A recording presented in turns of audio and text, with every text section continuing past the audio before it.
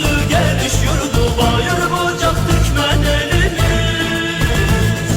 Bölük bölük göçleriyle, atlar ile, kervan ile düştük gurbet illerine biz.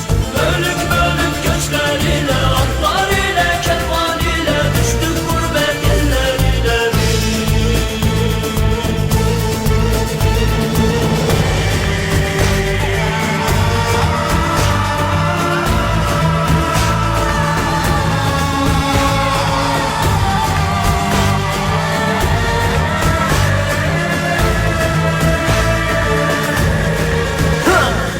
Dağlara konuşur dik duran adam, hadi güç verir uzak ama çok yakın adam. Göçlere kapılan tüm tohumlarını üç kıtaya dayayan can ciğer adam. Tepelerin ardına uzanır gözler, mıh gibi çakılır kulağına sesler. Kalpler atar 1500 kilometre ileride, kardeşin seni bekler.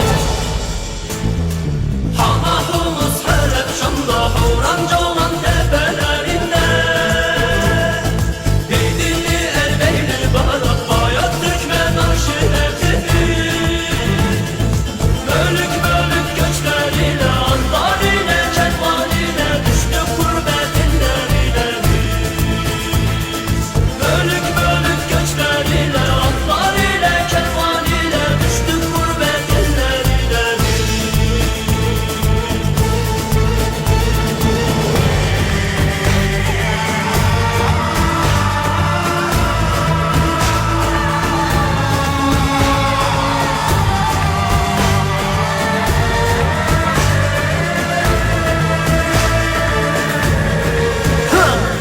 Zor mu o gurbet, her gece harbet, Şam ya da Humus el Beyli ve Halep. Kar gibi yağsa da insana kan hep, can yarısına buradan bir selamet. Kaya gibi dikili bu tarihi seyret, kadı kızı gibi sabit bu asalet. Gün gelir hayatı paylaşır insan, bayır bucak sen her gün devam et.